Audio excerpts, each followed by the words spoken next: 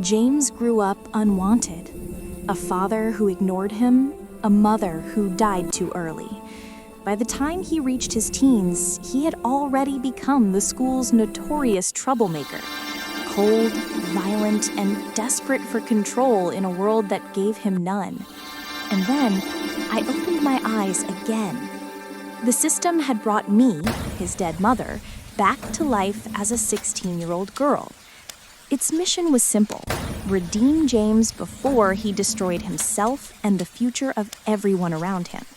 Failure would mean tragedy.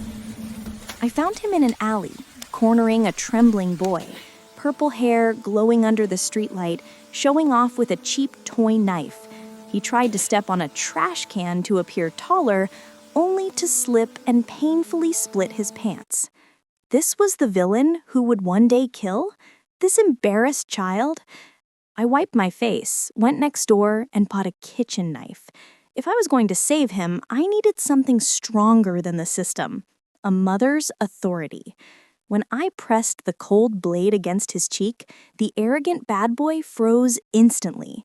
And when I told him who I was, his mother, he refused to believe it, until every truth he tried to escape caught up with him.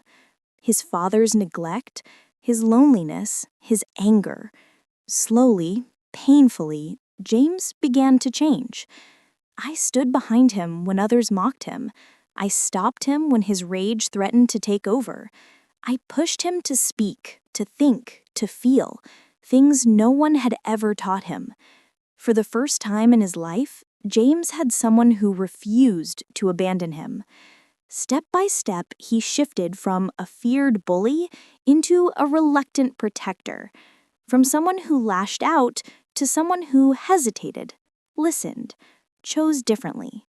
And one quiet evening, after all the chaos and struggle, he looked at me with softened eyes and whispered, "Mom." That single word held every apology, every fear, every hope he'd never expressed. The system hummed. The future has changed. James was no longer the villain fate had written, because this time he didn't walk the path alone.